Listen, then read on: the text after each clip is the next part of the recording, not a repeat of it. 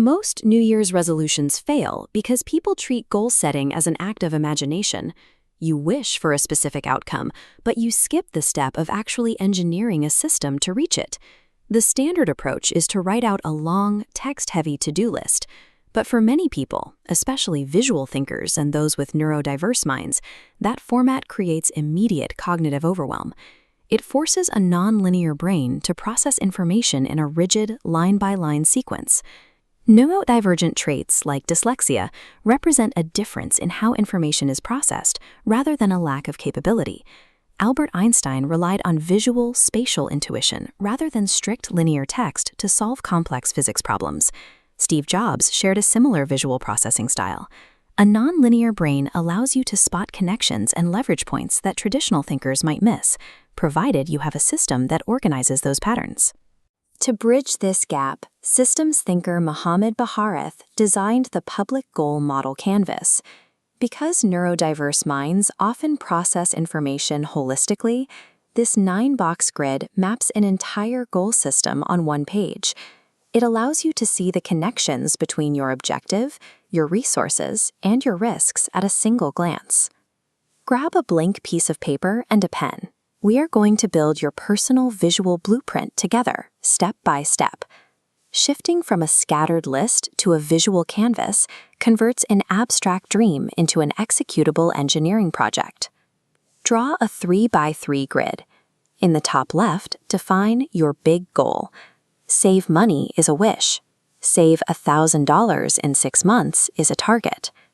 Move to the top middle. Label it why it matters, identifying the life benefit fueling your work. Motivation is a fleeting emotion. By linking a mathematically precise target directly to a tangible personal benefit, you build a structural anchor for your goal. In the top right box, write steps to take. Limit yourself to exactly 3 to 5 high-level actions. Think of this as the basic recipe for your goal, covering only the major phases of work.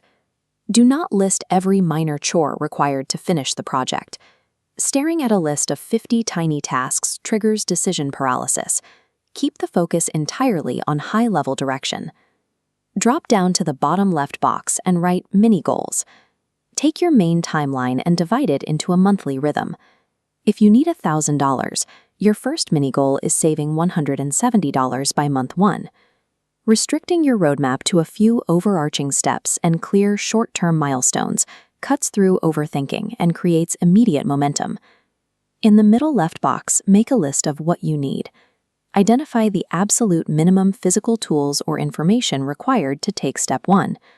List only the essential equipment needed to start. In the center box, write down a list of friends and helpers. Write down the name of one specific person who can serve as an expert, a mentor, or a cheerleader for your progress. Pause this video. Pick up your phone and send that person a text message right now asking them to check in on your progress this Friday. Lock in that external accountability immediately. Move over to the middle right box and label it Challenges. Identifying your most likely obstacles now allows you to build a more resilient plan, similar to how a pilot accounts for weather patterns before takeoff. Identify the specific hurdle most likely to derail you and use simple if-then logic to create a rule for it. If my car breaks down and I have an unexpected bill, then I will pause my savings transfer for exactly 1 week. When you pre-program your response to a failure, you replace high-stress decision-making with a predetermined protocol.